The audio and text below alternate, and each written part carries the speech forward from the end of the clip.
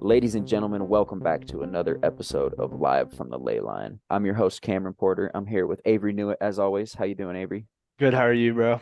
I'm doing well. I'm doing well. And we're very excited to introduce a returning champion, Brandon, um, back to tell us about the truths of the universe. On the previous time he was on here, we threw it down about occultism and we talked about his villain origin story. And yeah. So Brandon, how you doing, my friend? Doing swell, hanging in there, alive, still studying, still doing all my shit, man. Got to get the Hell word yeah. out. Good to hear. Good to hear. That's what it's all about. That is what it's all about. How was your guys' week? Good, bro. Good shit. It's rent week, so it's Oh, always yep. a recovery process after that. Yes, it is. Expensive, but other than Yes, it that, is. great. I'm in that same boat with you. Yeah. It took a toll this month, but you got to pay the troll, and Yeah. then they let you stay. You got to pay the troll's toll to get into that boy's hole. Oh, Jesus. That's awesome. Yeah. Oh, my goodness. Well, today I'm excited for this one because this is a personal favorite topic of mine. But it's just the Hermetic Principles and natural law, and just basically these, I don't want to say unspoken because they've been spoken for thousands of years, but these basic moral guidelines and laws that the universe runs by and you need to align yourself with properly to thrive on this planet. Oh yeah. Um, yeah, I guess we can just jump right into it. Brandon, do you want to tell us about the Hermetic Principles? Okay, so it's a huge topic. Um, I can run over them quickly, which I will. I'll go through them a little bit quickly. But as far as like in-depth analysis to how it applies to life and how you can apply them to your life, and how everyone should be applying them, that might be a multi-part episode. We'll see how far we'll get. How long do we have? We have as long as we want, man.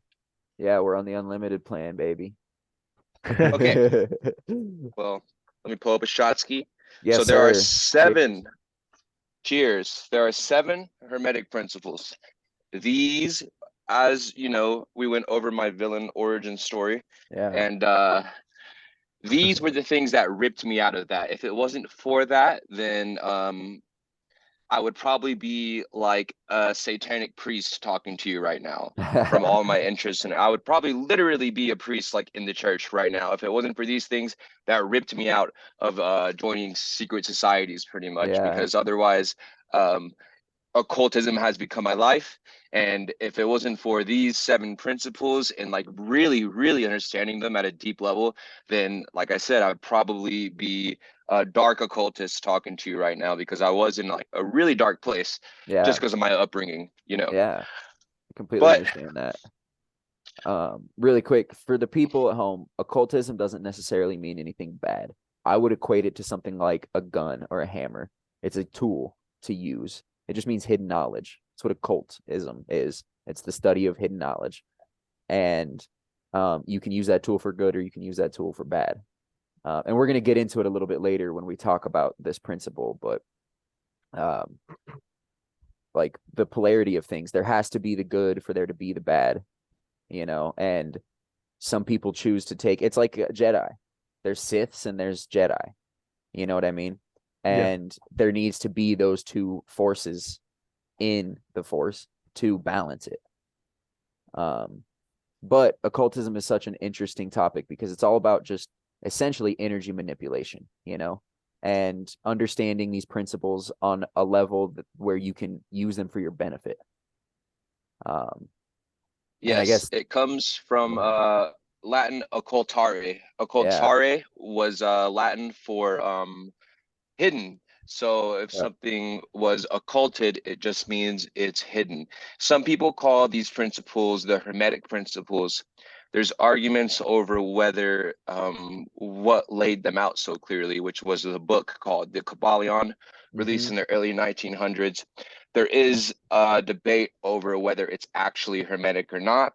Some Hermeticist purists will say that it was not Hermetic because it wasn't from the same time period that Hermeticism as an actual tradition comes from.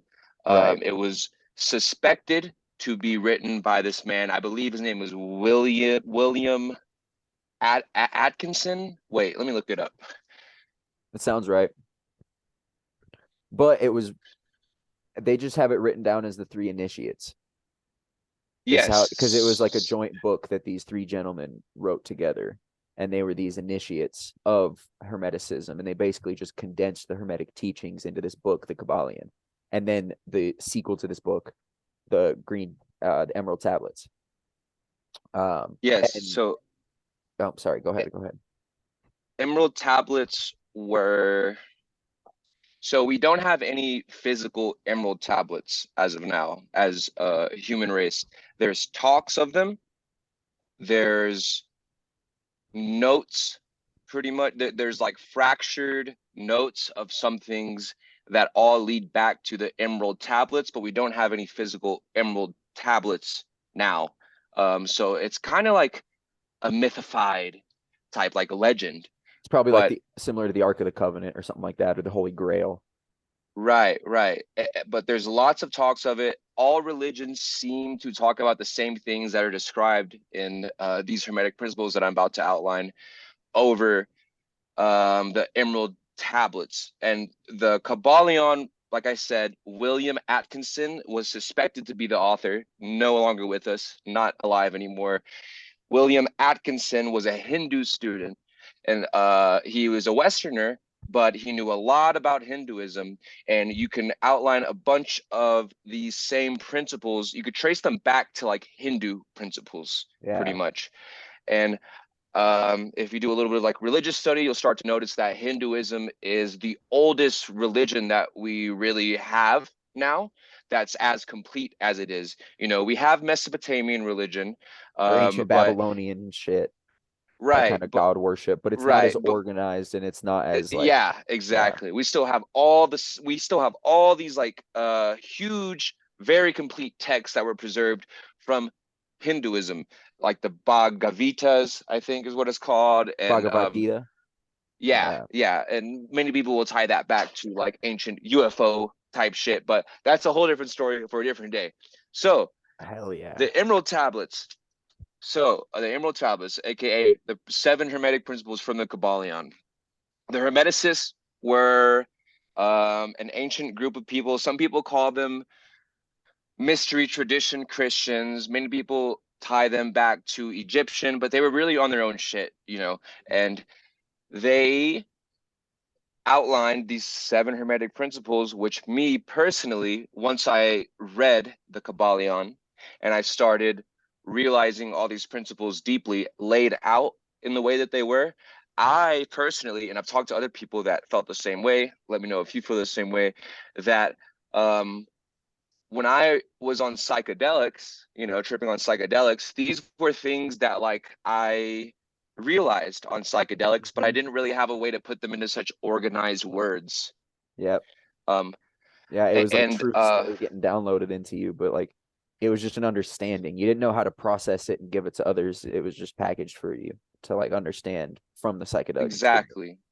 Yeah, and I really doubt, I mean, well, who knows? I really doubt that William Atkinson, or if there were 2 other initiates, as the 3 initiates that Yeah. is the author of the Kabbalion, I really doubt that they were on psychedelics. I think they came to a point of gnosis, which means knowledge, Yeah. of knowing that these were universal truths, and these truths can be these truths can be realized on psychedelics, which happened for me. Yeah. But which is one of the most beautiful things about psychedelics, I believe, is just their ability to give you this like innate primal knowledge, this ancient knowledge and truth that you otherwise would have to study your whole life to get to understand. You'd have to like post up in a cave and work on your breath work for 40 years before you could finally get your body to release enough DMT to let you understand that truth, you know. Yes, But yes, I agree. So, 7 Hermetic Principles. First one is mentalism. The second one is correspondence. The third one is vibration. And then we got polarity. And then we got rhythm. And then we got cause and effect. And then we got gender. And before people get all gung-ho about gender, it does not have to do with male and female. That plays a part. Physical, biological gender, that plays a small part. yeah, But gender, we'll get to gender, but it really comes down to more energetic gender. correct. So the principle of mentalism, as the Kabbalion outlines, or as the Emerald Tablets outlines, principle of mentalism reads, the all is mind, the universe is mental. Mhm. So when they're talking about the all in the Kabbalion is, and in different occult texts, if they use all capital letters, or if they start something with a capital letter, they're doing that on purpose. Right. So if it starts with a capital letter, they're talking about more of the objective aspect of it rather than the subjective aspect of it. Yeah. So the all completely is capitalized, ALL, all capital letters. What they're talking about there is the objective aspect to everything. So people can say universe, but it's more than that. It's not just universe. It's more than what we as humans would term universe, because it includes everything that exists and everything that does not exist and everything that could be thought of to exist or not exist. Yeah. That is what they're talking about whenever they say the all. So the all would be every single thing that is possible to exist or not exist. So everything, even incomprehensible things to our mortal minds. That's what they're talking about when they say the all. So you can equate the all to God, because Yeah. if we are included in the all, if we are included in everything that is, then that's the one way that you can what's the word, reconciliate, is that even a word? I don't know. This is the Reconcile. one way, Yeah. this is the one way that you could reconcile God being within all of us and God being outside of us at the same time, because the all would include you and me, you know, and wait, sorry, what's your name again? What's the other guy's name? Avery. Avery. It would include Avery. It would include Avery's family. It would include Cameron's family, my family. It would include all the objects that are around us. That would all be part of the all.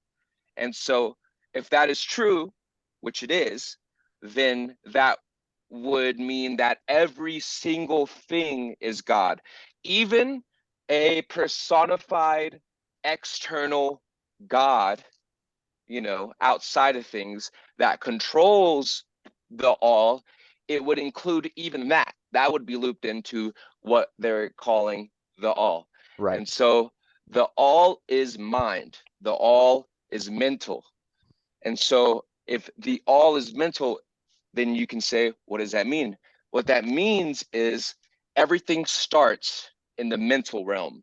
So nothing in our universe can exist without first being a mental construct, because you can't start building a building without first thinking about it and then putting that into your emotions and then into your actions to construct something.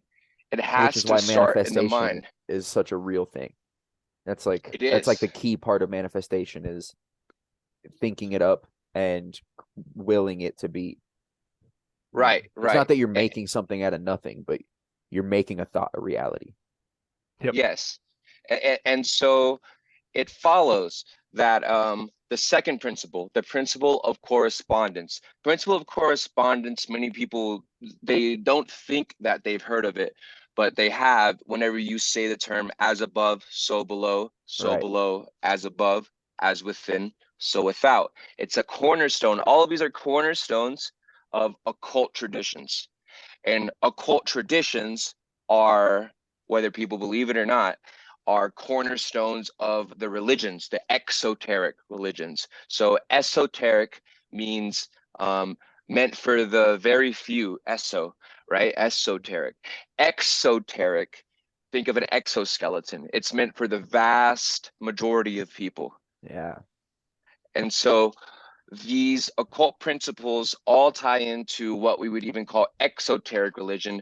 The only thing is that exoteric religions tend to dive into the literal, and this is where you get fucked up religion, to where it starts causing harm to people. But whenever you Right. delve into the esoteric, meant for the few, meaning allegory and metaphor within these exoteric religions, when you Symbolistic. get in, Yeah. yes, once you get into that aspect of it, then it starts to become clear how what they're talking about is very real, it's very right, and it's very psychological. It's Yeah. not a some of it might be physical, but more importantly how it can be applied is psychological. So the principle of correspondence, as above, so below, so within, so without. So what that means is the universe is self-reflective, and the universe Fractal is another good word I've heard used in this situation. fractal. You can think about fractal. You could think about the Fibonacci sequence, if listeners know what that is. So it's self-reflective. So things that are in the small, or things that take place in the very tiny, kind of, not exactly, but kind of reflect in energetics above. So one good example is you can take the old, now antiquated, but you can take the old model of like an atom. Like if you were in like high school, and and you were in like chemistry class or whatever, you can take the atom and the electrons, and the different elements that float around the atom. So, but they would depict it, like in high school, they would depict it as spheres. So they would have something in the center, and then they would have different number of other spheres rotating around that sphere. That's how that they would depict it. And you can take this with correspondence, and you can apply it to our solar system. And so the solar system has one big sphere, the sun, and then it has 9 planets rotating around it. And it's very similar to how atoms, or the very tiny, were depicted.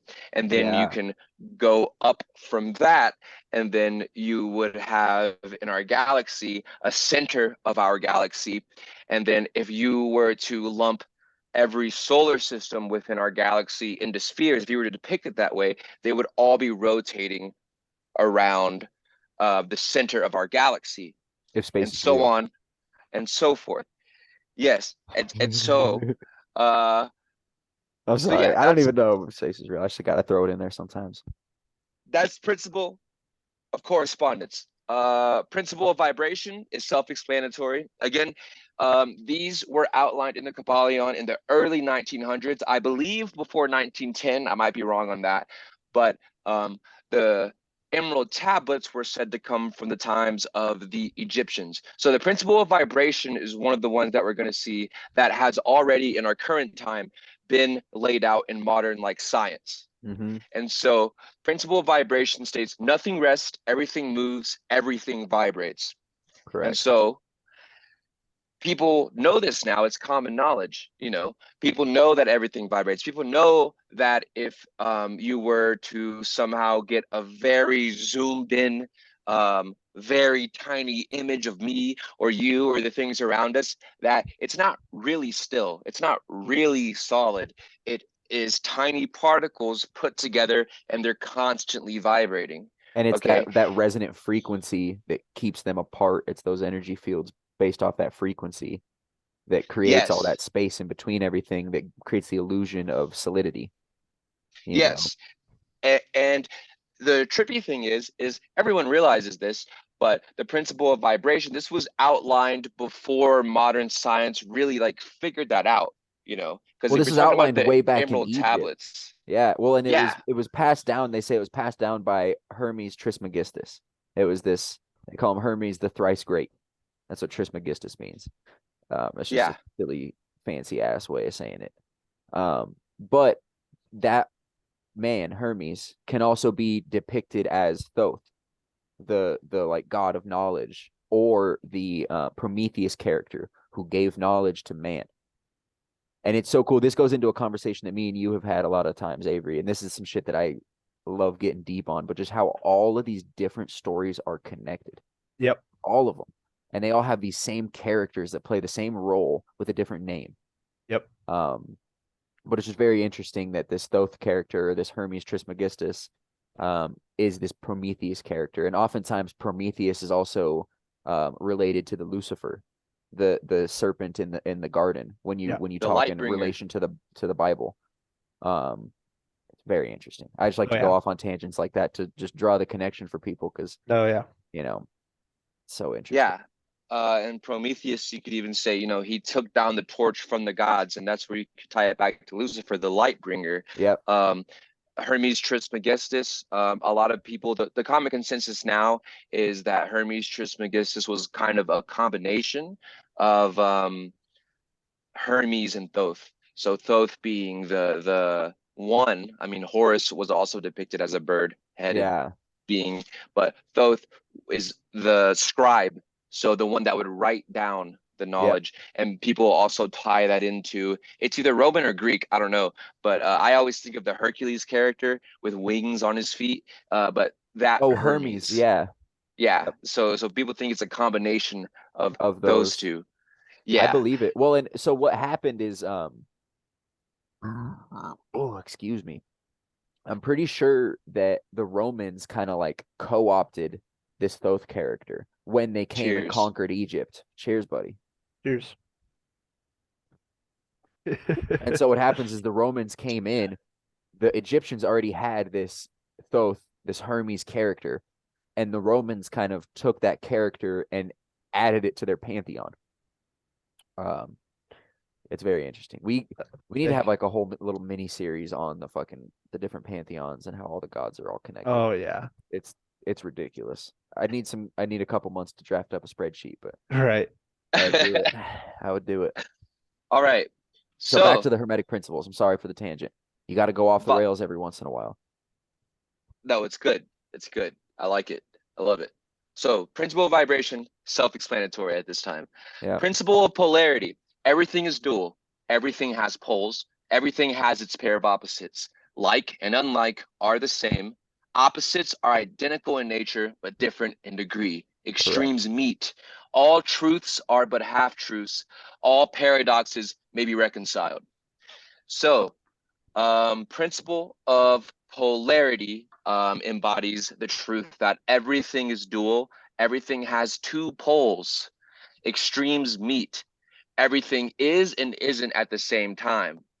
Yep. Every truth is half false. There are two sides to everything, etc., etc.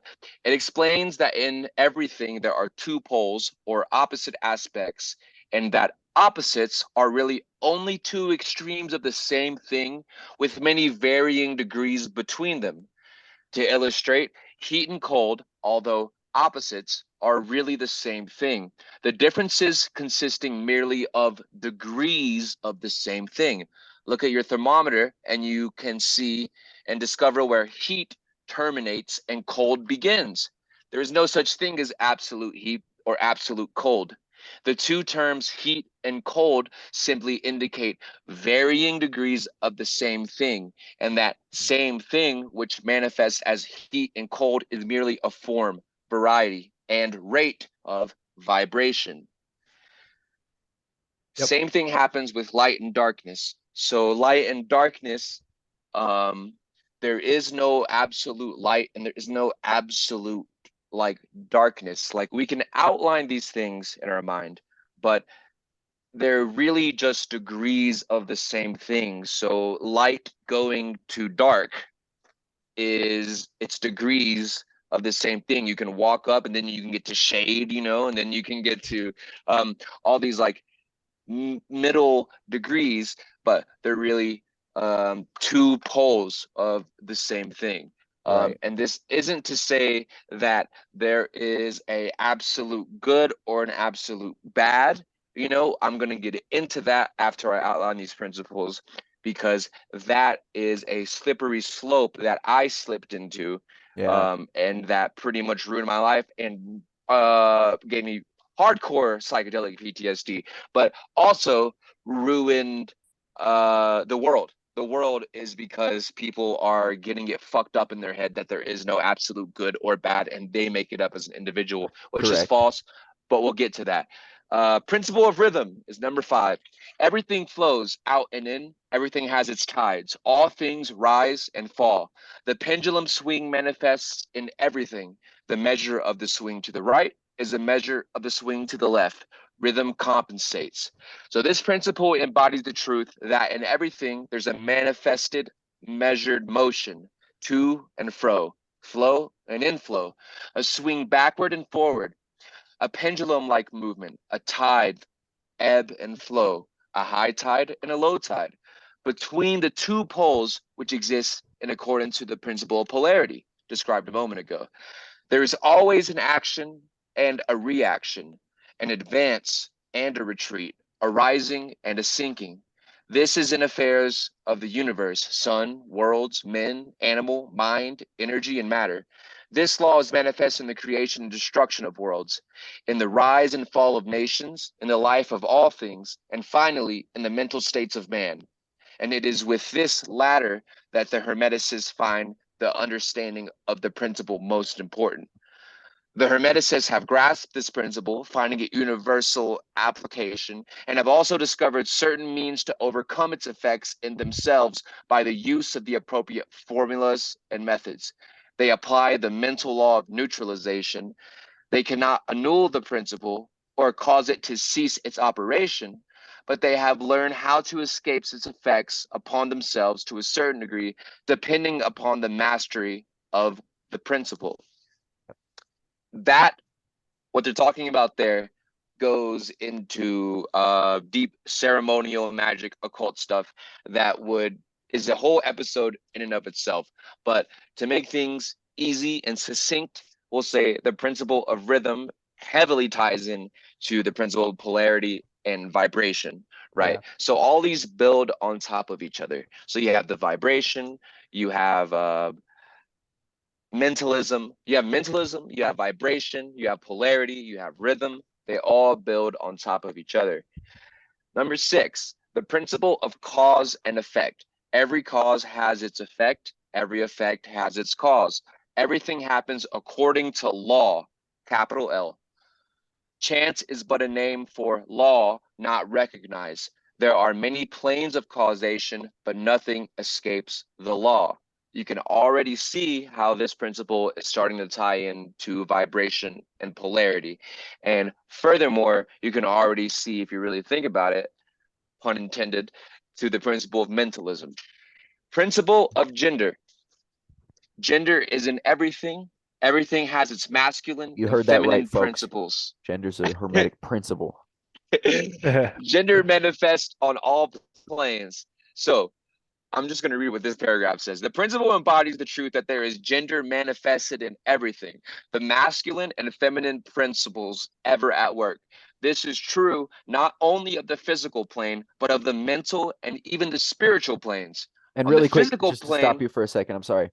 This ties directly into polarity with the gender and the male and the feminine, or masculine and feminine. Each yes, person needs to have these in balance. You know what I mean? And I mean to varying degrees, obviously, but it needs to be in balance for you, you know. Sorry to yes. interrupt you. I had to say that before I forgot it. No, that's good because people get gung ho about gender now. I would go tinfoil hat mode and tell people that that's on purpose why it's pushed in our face by the news. Anything that's pushed by the news in your face over and over and over, you need to take with a grain of salt. It's Maybe there is, eugenics. Exactly. They're literally socially engineering us. Yeah. And they have been for a long time, and they have done it successfully. And that's why it takes time to break out of that sleep. It's Yeah. why it takes time and effort and really hammering away to break out of the mental prison, to break out of your sleep, to wake up to what is real. Oh, I know it. Well, and it's generational warfare. They started doing this like to our grandparents, and so now we're like the third fucking rendition of this Yep. generation that they're trying to Exactly. change with this social Marxism and this fucking college Marxism that's moving in through these And universities. it happens like that on screens that's in front of our face, but Yeah. really, I mean, it's been going on for as long as history has been recorded that we've Yes. been put to sleep, and really in the grasp and the chokehold of these dark occultists. Yeah. Occult meaning hidden knowledge, these dark occultists that really run the world, you know, and they have the knowledge, and this is why it was forbidden, and why it's even taboo now to look into the occult, because it Oh, that was has done on been purpose. exactly, because if you have all occult is all the occult really is, it means hidden, but Yeah. all it really is deep psychological knowledge that goes further back than what colleges teach as like psychology. You Yeah. know, it's really the depths of the mind, but it goes beyond what you can learn in a psychology class in college current day. And you're not going to get that type of knowledge in college current day, because even college and the education system that we have in America is tied back to the occult. You rise up in degrees. You have to get degrees to these certain things. Yeah. They put a square upon your head, and this is getting really deep, and listeners might just laugh this off until they fucking know enough. But they put a square on your head, and in Freemasonry, You as a got to be on your tradition, square. Yeah. you have to be, yeah, exactly. Well, And and they so tell you to be on your square if you're not acting, in accordance with natural law. They say you're not acting on your square. yeah, or they say they will congratulate you and mock you to your face and say, "Congratulations, you're on the square." But yet, Mm. in Freemasonic, the first ritual that they actually do with you whenever you join that secret society, they tie a rope around they tie a noose pretty much around your neck, and they drag you off of the checkerboard floor. And when they drag you off the checkerboard floor onto a higher elevated platform, what they're saying symbolically is that they're dragging you out of dual consciousness. So dual being black and white, as in the checkerboard floor. Right. So seeing everything in these two extremes, not even extremes, but dragging you off of imbalance, because they dishevel one sleeve and they leave one sleeve down, and then they dishevel one pant leg, and then they leave the other pant leg down. And by doing that, they're saying you are imbalanced. Imbalance of what? You could say it's imbalance of the left and the right hemispheres of the brain. The left hemisphere being logic, um, analytical mind, um, and the right brain being creative and like artsy type mind. And real Yeah. neuroscience is not that black and white, pun intended.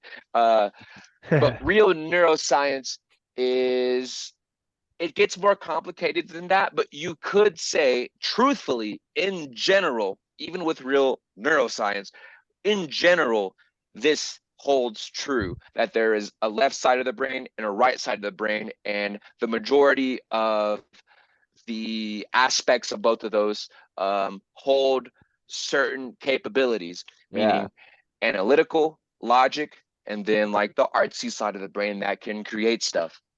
Yeah. And And I think that's agreed upon and peer reviewed as well. I think they've done studies to show that like different sides of the brain light up for different activity. Oh yeah. Um, yes, it's very real. Fact. The problem is that you'll get a lot of like neuroscience students being like, well, actually, this is not the true way. But They just want for that Nobel sake Prize bad, bro. for sake of argument, it holds true and it ties into everything that I just outlined. So the principle of gender, masculine and feminine, right? So the masculine side of the brain, keep in mind, this ties in archetypically. For the listeners that don't know what archetype means, archetype pretty much means, I believe it was first said by Carl Jung. I could be wrong though, but the idea has been around since time immemorial. I think he is the So one that coined the like archetype, like yeah, the archetype model, and he like created the different archetypes that people fit into. so with archetype, as Carl Jung would outline it, help me out here, Cameron, if you know better than I, because I don't really know how he outlined it. But you have hero, you have like jester, you have villain. So all these like modes of being that have repeated forever. So they've repeated so much, like hero and villain. We'll just take it there. So hero and villain, everyone knows what a hero and the ideas that follow a hero, and the villain and the ideas that follow a villain. Everyone knows what that is Yeah. inherently.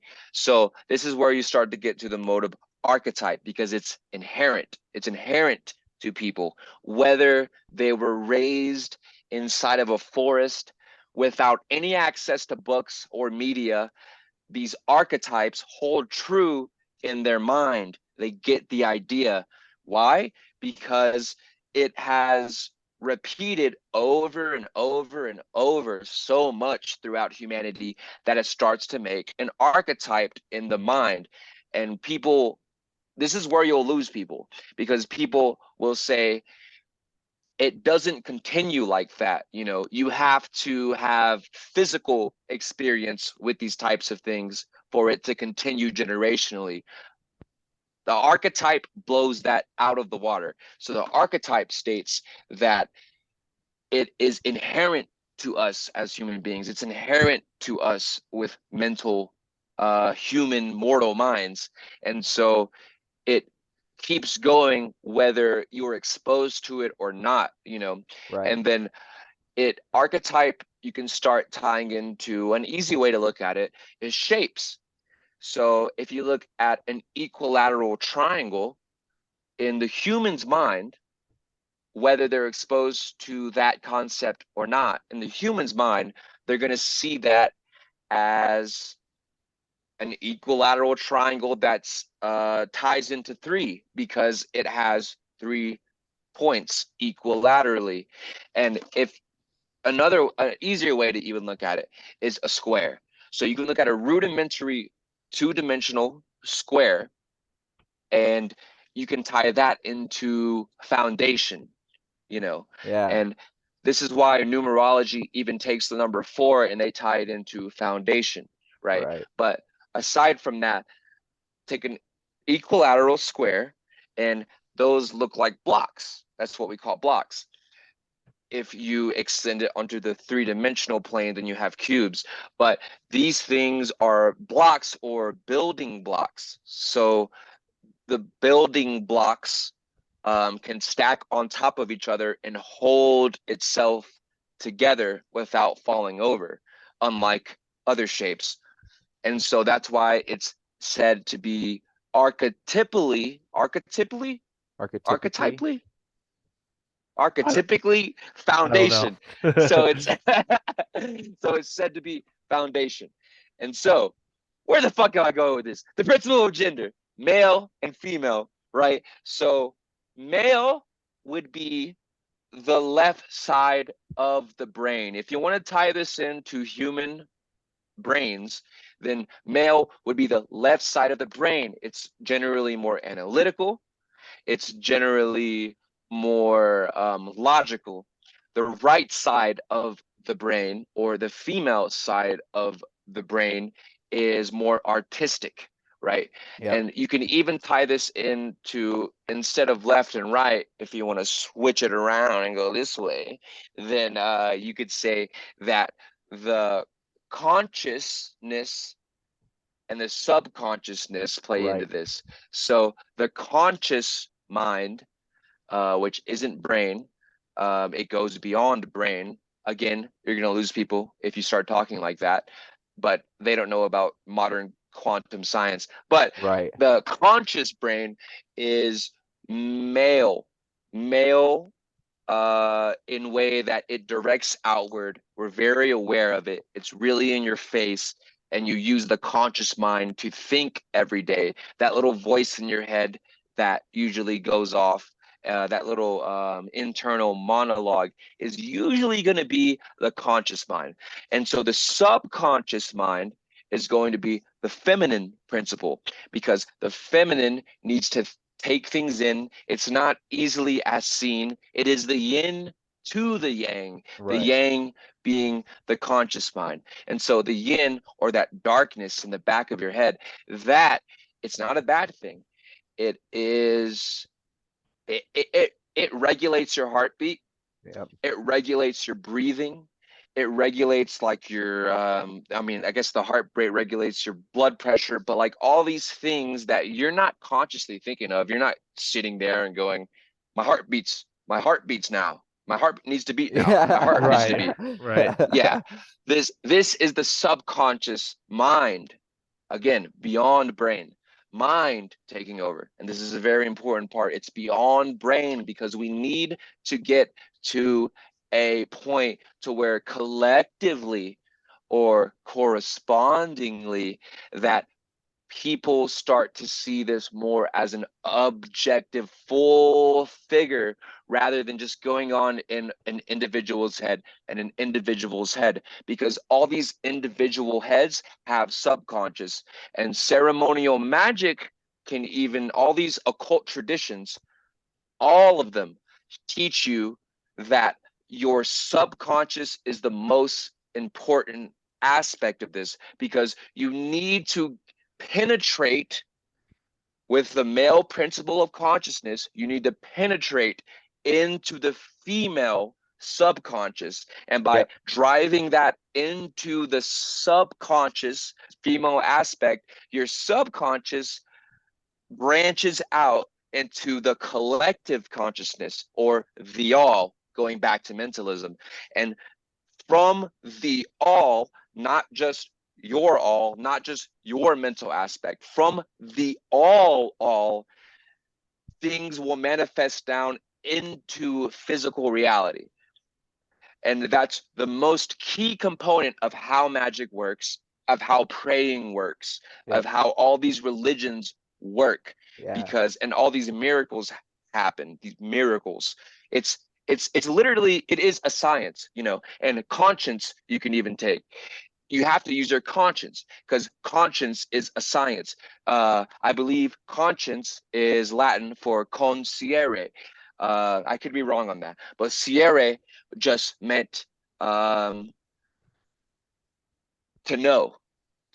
So if, and conscience, meant together. So to know together, It was like or a group understanding. Yes, it's common sense. Common Oh, sense is really the what consciousness. conscience mean. Damn, And there's a lot of unconscious people where I live and where I drive. Same here. Oh yeah, here Same too, bro. here. You don't even know the type of fucking, I bite down on my tongue a lot, but I don't. I Yeah. yell at my windshield. The windshield. yeah, we're surrounded by fucking retards. Retard just means slow down, by the way, for people that are listening. Yeah, we It need to does take not. that word back, because that's a good word. Yeah. They don't get to have it. If you're I want it back. retarded, that just means you're slowed slowed down down. from forward progress. See, okay? I don't know. I think they did that. They like added like mental retardation to that, and then it like became this bad thing. Because back in the day, you could just like there was like simpleton, or somebody that like wasn't quite as Dunce. smart, and then there was like retard, and they were separate. Retard was somebody who was competent doing something stupid. Yeah. Right, different. right. It And got you can keep co-opted. changing the name. You can keep changing the name over and over. It got And co-opted. Yeah. like It got Doug co-opted like the Stanhope fucking said, rainbow. I will still call you chromosome deficient whenever you trip Oh, over your God. shoelaces while walking down the sidewalk. Right. I'm not going to stop. I will do it in your face to make fun of you. Yeah, you have All to. right. You So gotta rage against the dying light, my friend. Yeah. principle of gender is male and female principles, in, out, yin, yang. So And I would equate this to your white and your black wolf, man. There's two wolves inside of you, and both need to be fed. You can't Exactly. starve your wolf because one of your wolves is gonna come looking. It's gonna be hungry. You need to feed that fucking You're thing. gonna come looking.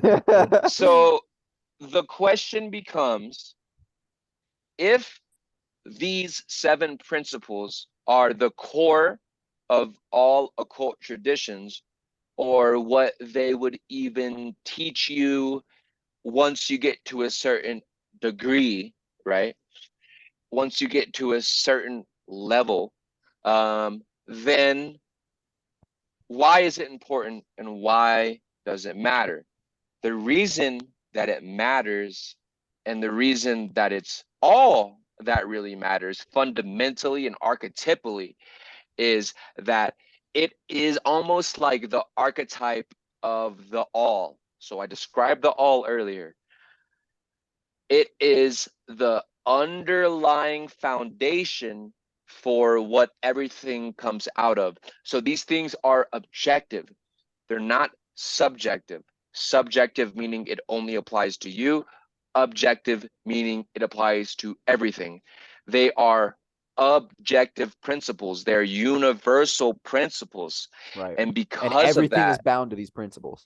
Whether you would like it or exactly. not, these things are what govern the natural accordance of the universe. Hence the Exactly. law of the universe, huh? Correct. Yeah. It's That's what it's all it's about, the baby. same, or the universe, which uni Back. meaning one and versare meaning change. So it's the one change, you know, it's everything is playing out into a formation of change that's constantly evolving, but underneath that is the foundational principles. Principles meaning it comes first. It comes first. And so coming first, it needs to be recognized. I always come first. I was gonna, dude. I was gonna make a joke too. Fuck off. So coming first, it needs to be recognized that mentalism, correspondence, vibration, polarity, rhythm, cause and effect, and gender are all before anything branches out of that. And so, why does it matter? You know, why does it really matter? Why do these occult traditions, why do these secret societies, why do these religions all lead back to these principles? What's so important about it? What's important about it is, like I said, everything comes out of it. Those are self-existent rules that things come out of. There are 7. Many people will probably recognize the from the Christian tradition that 7 is a holy number. Many people that are occultist will start to recognize that there are 7 elements that make up the alchemical process, you know, but they don't stop. They stack on top of each other in the alchemy process. That's a whole different story. But so why are these important? These are important because if you realize, as outlined, the principle of mentalism, correspondence, vibration, polarity, rhythm, cause and effect, and gender, if you realize these things deeply enough, which I did not used to, but if you realize these things deeply enough, you can start to get back to the point of we are all one thing. So mentalism would Which would be state consciousness, right? exactly to know together and to know together. So to know, which is not a suspicion, it's not a I think this is the right thing. It's faith. It's It's knowing. It's actually knowing the truth for what it is, because you are connected to that truth and you know that to be true. You know Yeah. it to be true. There is no dismissing it. Conscience, to know together, co-siere. So mentalism is to know together, quite literally, because if everything has to be thought up in our heads as mortal beings before we create on the physical plane, correspondence as below, so above. So above would be what we would term God, or higher aspects of being that we can attain. We can attain. We're not there here on earth by any means, but we can attain these higher aspects of knowing, and these higher aspects of knowing think in the mental plane first, and then through thinking become a physical reality. And this is where you get the idea of all, you meet a hippie, all this consciousness, man. It's all just one big wave field of consciousness, dude. He's right. That retard is right. He's I want to ask that he's right. retard for some That whippets. yeah. He's fucking blowing whippets, but he's right. He is That's right. literally that's literally what that actually means. If he can outline that for you, thank God. But he's totally right whenever he says that everything is consciousness, everything is God. Everything has to go through God to come down to us, because we are part of that. Yeah. We are part of that. And this is why you'll get, and again, I'm going to lose people here, but this is why you get these synchronicities where your internal monologue as an individual, your internal monologue will sync up with things outside of you. With your reality. Like, yeah, you'll Almost hear that you people manifest your reality.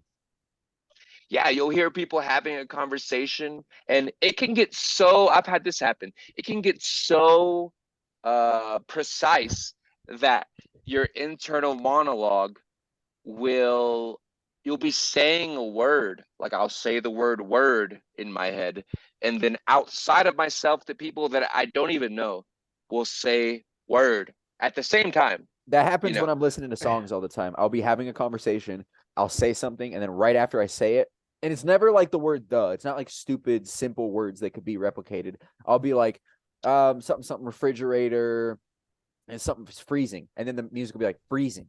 And it's like, Yeah, whoa, Yeah. what the fuck? totally. Yeah. But really quick before I lose it, you were talking about how we are manifestations of consciousness experiencing itself. And one of my favorite quotes by one of my favorite comedians, Bill Hicks, he has this quote in one of his bits, his like stand-up comedy specials. But he's like, today a man on acid, he was talking about a positive drug story in the news. He's like, why can't there be a positive drug story? He's like, today a man on acid realized that all matter is merely energy condensed to a slow vibration. There's no such thing as what the hell does he say? He's like, there's no such thing as life. We're all fake. We're all manifestations of ourselves.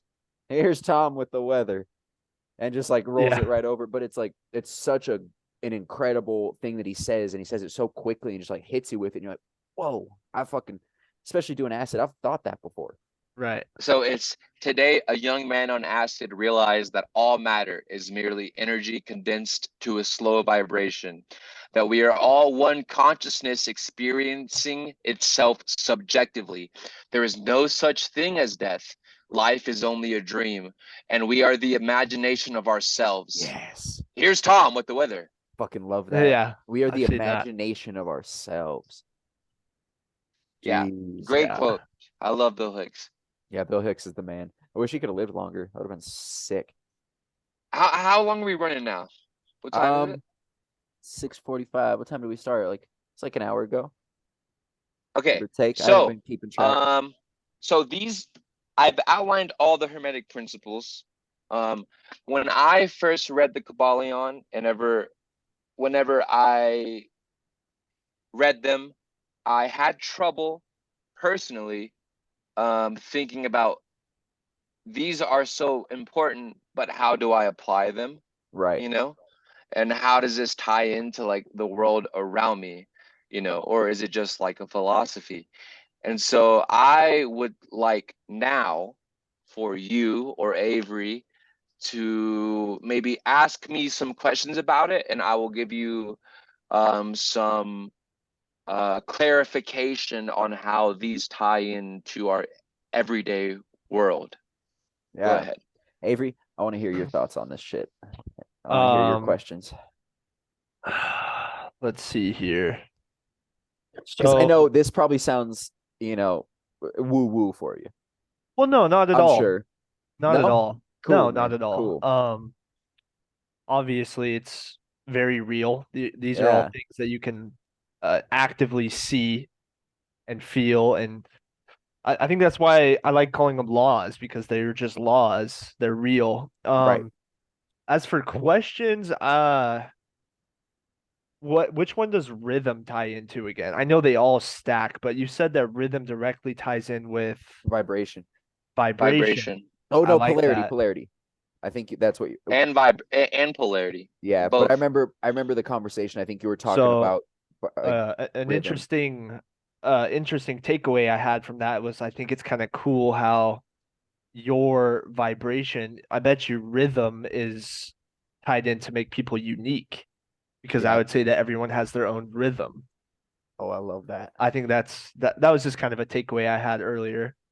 I love that. But yeah, sorry I'm so quiet. I just wanted you to just get it all out because it's really interesting stuff and I agree that it's important. A lot of Yeah, people think that life is just chemical reactions in your brain it's that are not. totally random. So Absolutely not. what are your Yeah. questions, Cam? Um, not too many questions, honestly. I'm in that same journey myself. I've read the Kabbalion. I'm on my third read through. So I've read it. So and I listen to it. I don't read it, but I'll listen to it at work. And like each time there's a different section that I focus on more because I'm sure each one applies to my life in different times when I'm listening to it. Right. Like the first time I listened to it, vibration really stuck with me. And Yeah. I remember that was right when we were starting the podcast. Yep. And we did the resonance and frequency episode. And I was talking about vibration, all sorts. Like I couldn't talk about it enough because it was fresh in my brain. I just listened to it and it applied to everything I was doing research about, and it was perfect. But one of the coolest things that I like have been thinking about and mulling over and just kind of chewing on after this last listen through was cause and effect. And that essentially we live in this whole universe is a universe of cause and effect. You're either a cause or you're an effect. And I think you're living in cause, like things are happening to you or you're affecting things, and I can't remember who it was. It was a philosopher who said, you essentially you either live as a cause or live as an effect. I'm fucking up the words, but That's cool. I know you McKenna should live talked as an about that. effect. Yes, and I think that's it.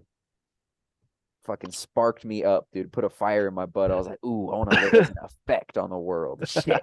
Yeah. But yeah, that was one of the coolest things. Have you guys ever heard of retro causality? Uh-uh.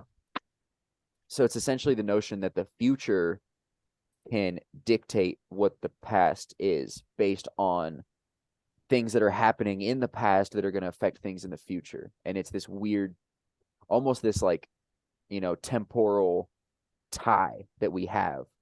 And it creates this loop almost of cause and effect in the universe. Oh yeah. Very cool. But yeah, I was listening to a podcast today and they were talking about retro causality. It kind of blew That's my mind. awesome. Yeah. I love it. So, all right. No questions from Cam or Avery. Let me see. I probably do have some questions. Ask me It's anything. It's one of those things that like you almost like understand it innately. Like once somebody tells you and you hear it, which is why I think language is such a powerful, magical thing.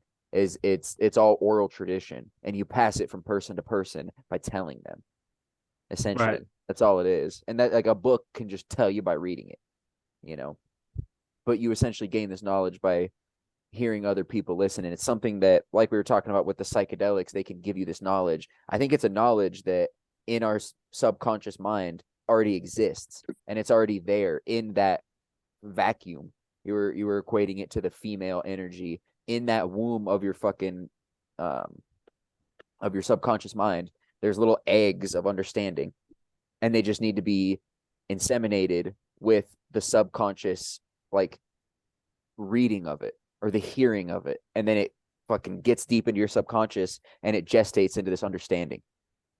That was Yes. deep. That was deep. It's deep. Yeah. And it Hell needs to go deep.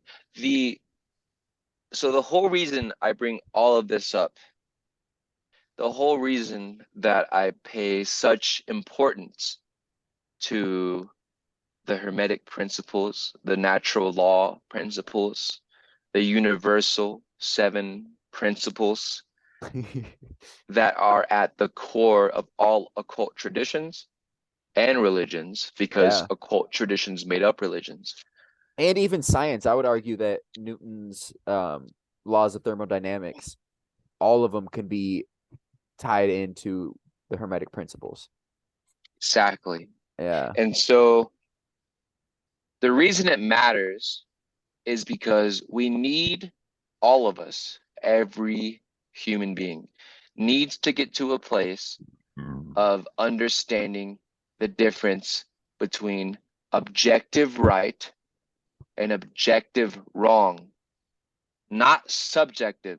So you'll find a lot of New Agers, you'll find a lot of these hippie folk, you'll find a lot of these people that are sliding into like some spiritual shit, and they tend to, which I did that. Right. They tend to slide into nothing is really right or wrong because everything is dual, right? Everything has its poles. And so if I want to be wrong, then if I want to be a dark wrong guy, then I'll do these wrong things And that's in spiritually. accordance with the universe. You know, they have this justification that, well, hey, there's no such thing as wrong or right. Those are moral constructs that we've created psychologically. Yeah. The universe tells us that that's not the case. That was something that Aleister Crowley was a big proponent of, which I don't agree with. And I think things like subjective morality are dangerous for the group. You know what I mean? It's like maybe the one person, the subject, ends up getting the benefit that they would want from this morality, but everybody around you is going to suffer. And at the end of the day, you're not here alone, man. You're not in this boat by yourself. Maybe you know Aleister Crowley better than I, but I feel like everything that he at least preached within the occult realm that was like fun, like set in stone, that I think he knew, or at least he wrote about, but maybe he didn't know it because he didn't follow it, but he wrote about that everything is love. Mm-hmm. Everything does have a law, that leads to love. And that's what you should follow. But he, as an individual, Didn't did follow them. not. Yeah. Do as I say, not as I do. This Well, is and a perfect example. Yeah, and he was a big Is proponent of Crowley. do what thou wilt. And, he was convinced that his will was to do bad. Love. Everything's love. Yeah, he loves little boys. Yeah. Tell you that much. Yeah, He loves it's driving crazy. bitches crazy. It's crazy too, because like you think about it and it's like he was a genius. Like Yeah. literally, like no exaggeration. He was literally a fucking genius with the occult knowledge that he brought. Like we spell magic with a CK now because of him. It was not done before Crowley came along. Yeah, well, and that was on purpose. It was because he wanted to draw a line between stage magic and this like ceremonial magic and like Crowley magic. The man loves Yeah, like magic.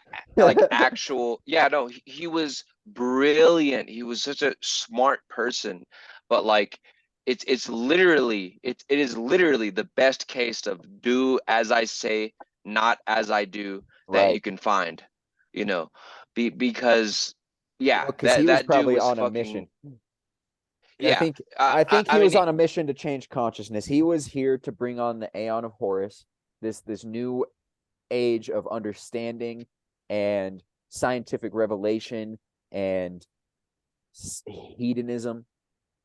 And yeah, what I believe, I don't know, Crowley, because he's a double-sided sword, because with one side he showed us so many truths about magic and gave us a deep understanding of these truths. But then with the other occultism in side of that general. sword, he is fucking doing true evil, fucking up the karma of the whole group, doing shit Yeah, like that. yeah. Especially with the things It, like channeling Lamb and opening portals, channeling the first gray. yeah, I would argue that yep. these gray aliens, these aliens that we're seeing, they're coming into this dimension, this realm. These are interdimensional demons, folks. They're freaking interdimensional demons. And sorry, Alex Jones just channels through me sometimes. I can't Yeah. help it. Yeah. But that's what it is. They're these demons that are coming through these fucking portals that these dark arts occultists are opening up. And that was It's a big thing weird. that Crowley was talking about. He was worried about L. Ron Hubbard and fucking Jack Parsons going into the desert Yeah, Lamb. and doing their Babylon LAM. working. They're like, he's not going to close those portals right. Yeah. They Yeah, shouldn't do that. And then we have Roswell right after fucking Warriors. exactly, bro. And it's weird because like you have to like, especially as like a Western ceremonial occultist, at least for me, you have to like wrestle with that, you know, Yeah. because like it's completely realized that Crow Crowley Either one. Dealer's was choice. a genius, like a very brilliant person, Well, he a was raised as very such. He was like going to college at like 13.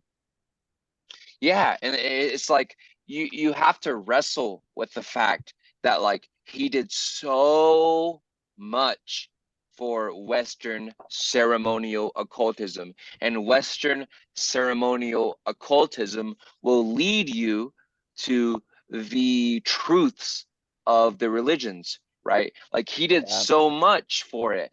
You go on Google and you look up magic with a C, or you look up magic with the CK, and you'll get completely different results on Yep. Google I on a know fucking like super censored fucking thing. it.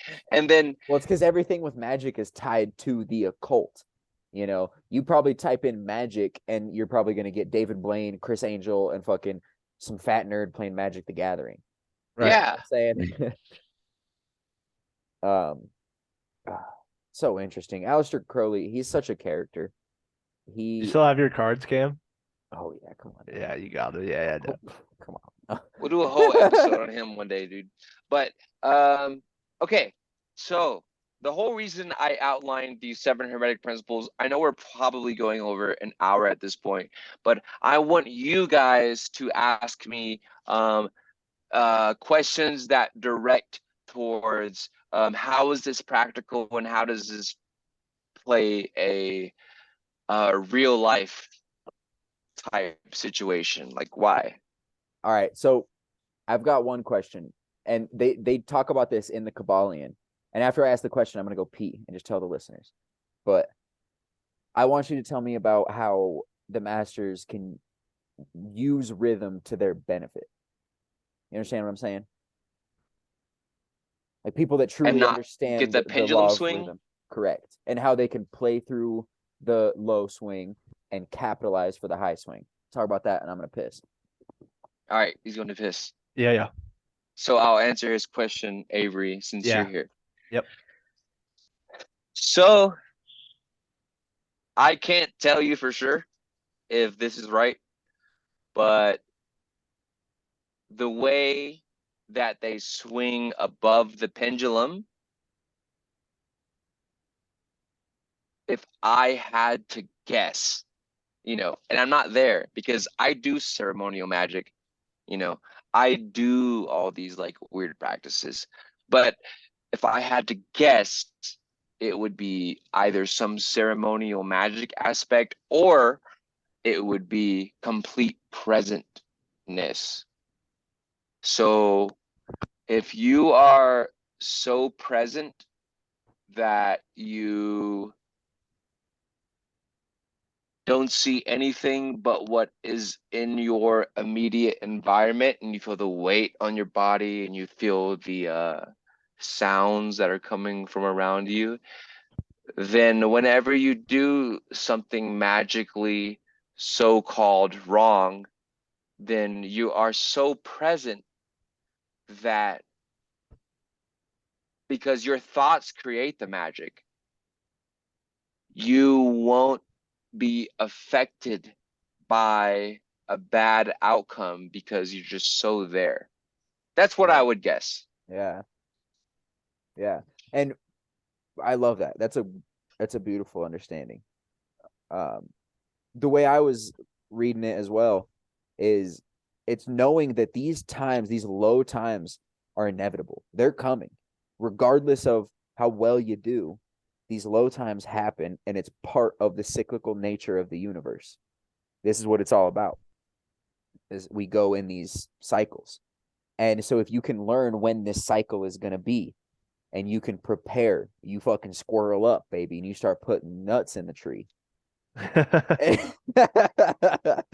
And you can plan for these times when you know that it's not going to go as well for you as it has.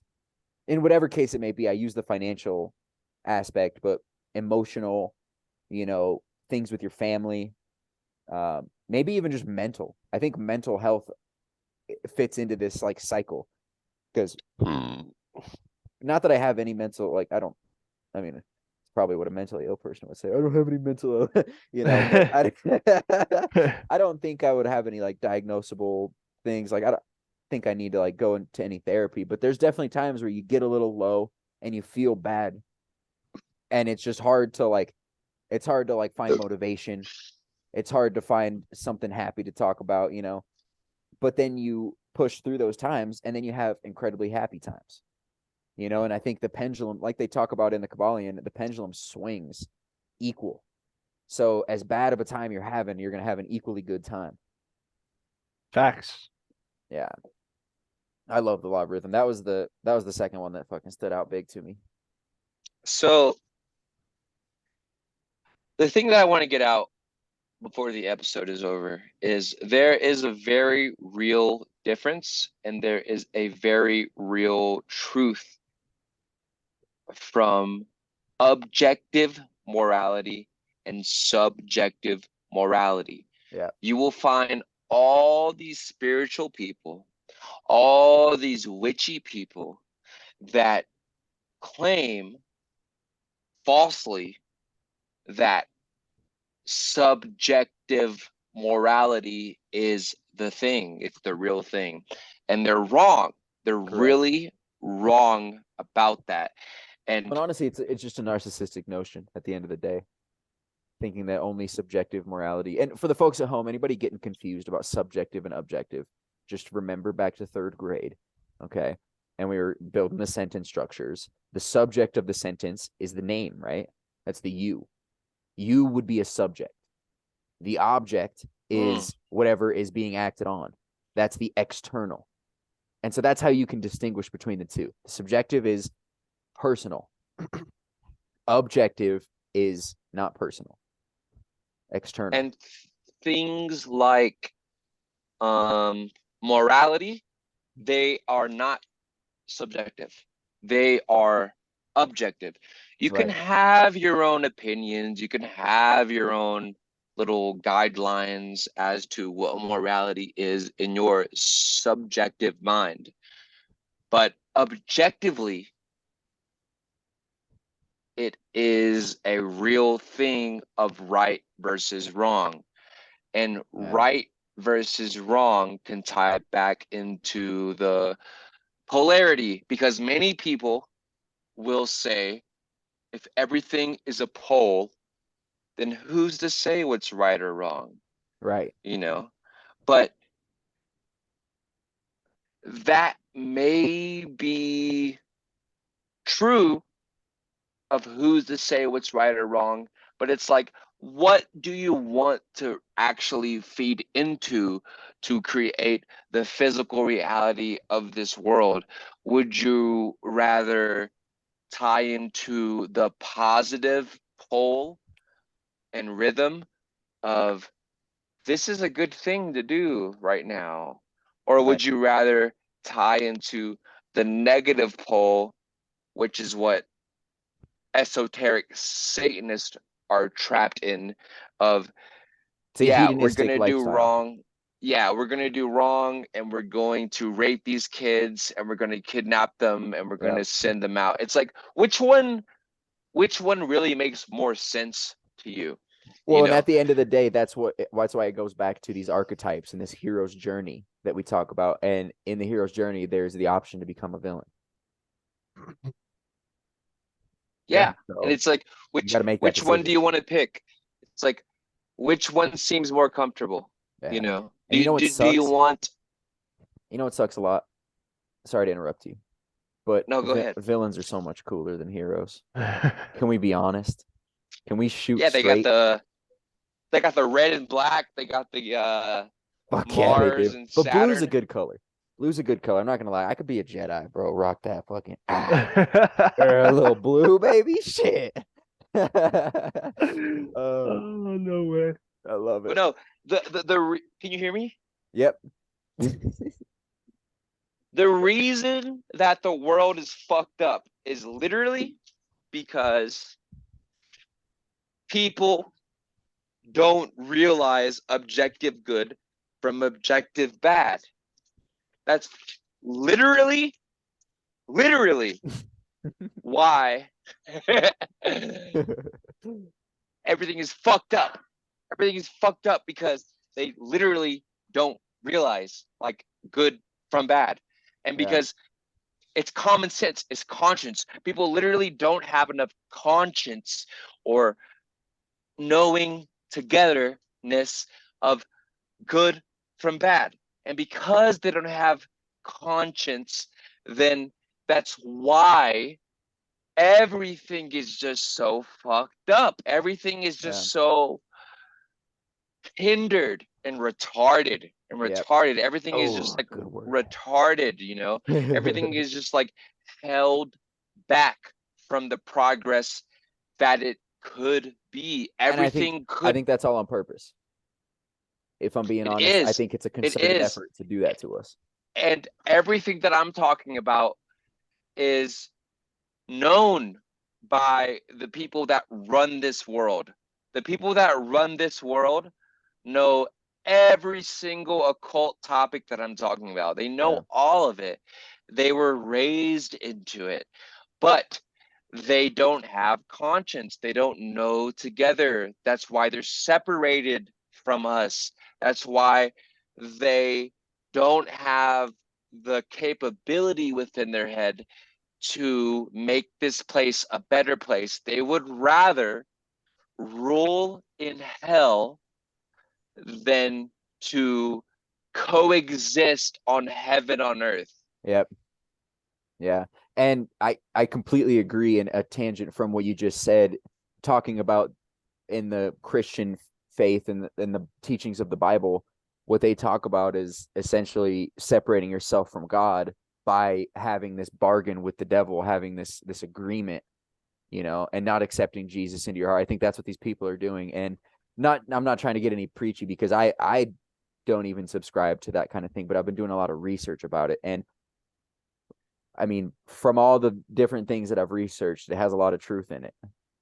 And that's one of the coolest notions I've heard, and scariest as well, the fact that it's that easy for you to just separate yourself from God. You have the free will to do that. That's scary. It's fucking terrifying. Yes, it's very scary.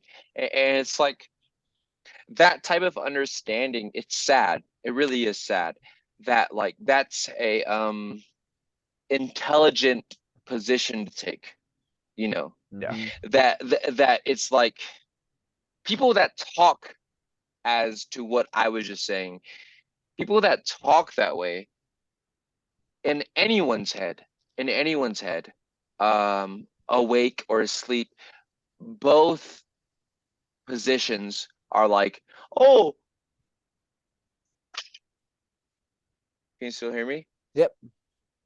Both positions are like, oh, that's a smart person. And it's sad. It's like, why, what is this the standard that we're going towards? Is this the standard as like a human race that we're going towards? You know, I think it's a that standard that's always been set. The saddest part that I've realized as I've gotten older is the intellectuals are a fucking minority, my friends. Yeah. it's small. Yeah. It's very small. And yeah, it just fucking sucks, bro. Because it's like you look at the world around you and it's just fucking crumbling. But But that's why it's important to just maintain your own self. Like, make sure that you are eating healthy, make sure you're exercising properly, make sure you can strangle a motherfucker if you need to. Like, there's yeah, just things that you can take care of, even though the world's crumbling. And the top douche, Andrew Tate, talks about this all the time, but that, you know, you have to make sure that you are completely right in every aspect of yourself to fend off anybody, because people that are completely secure in themselves and righteous are going to be attacked. It's part of it. We live in a realm ruled by the demons, man. And they're on a hunt for righteous souls. And with that, demons. folks, I think we are running over our time limit. This might be the longest episode ever. If the folks have stuck in with us this long, you guys need like a cookie or something. Send me Real ones, yeah. Yeah, I'll bake you a cookie. Fucking send it in the mail. I'll put it in an envelope. It's been great, man. Hell yeah. Yes, Brandon, thank you for coming on and throwing it down for us. I'm sure you enlightened me, and I'm sure you enlightened a lot of our guests or fucking listeners that have been listening. Oh We yeah. really appreciate it, man. Yes, sir. Thank you. Love you oh, guys. I love you. Yes, sir. Love you. Do you have any socials? Is there any way people can get a hold of you? 900 Thorns or Brandon Whenrey. Hell yeah. You heard it here, folks. Go follow yeah. the boy, give him some love. You guys, this was a good one. I hope Yes, you guys sir. have a good night. Brandon, I love you. Avery, I love you. Love you, you. dog. You guys take care.